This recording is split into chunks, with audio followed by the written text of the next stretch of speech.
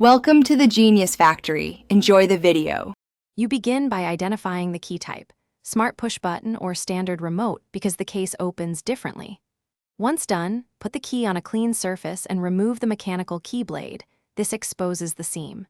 Next, insert a small flat tool into the slot and gently pry. Apply steady pressure to separate halves. Make sure to avoid metal-to-metal scraping. That can damage contacts. This step gets you immediate access to the circuit board for the battery swap. Now you remove the old CR2032, but first note its orientation so programming isn't affected. Use plastic tweezers or a non-metal pick to lift the battery straight up, avoiding contact with circuit traces.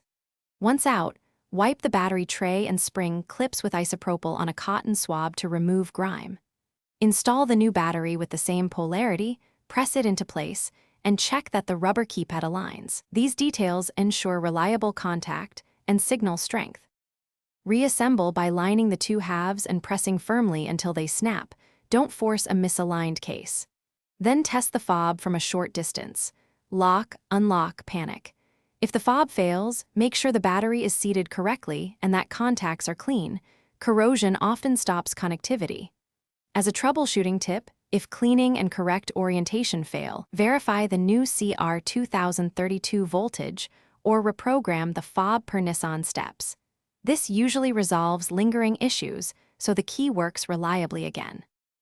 Thanks for watching. If you found this helpful, don't forget to like and subscribe.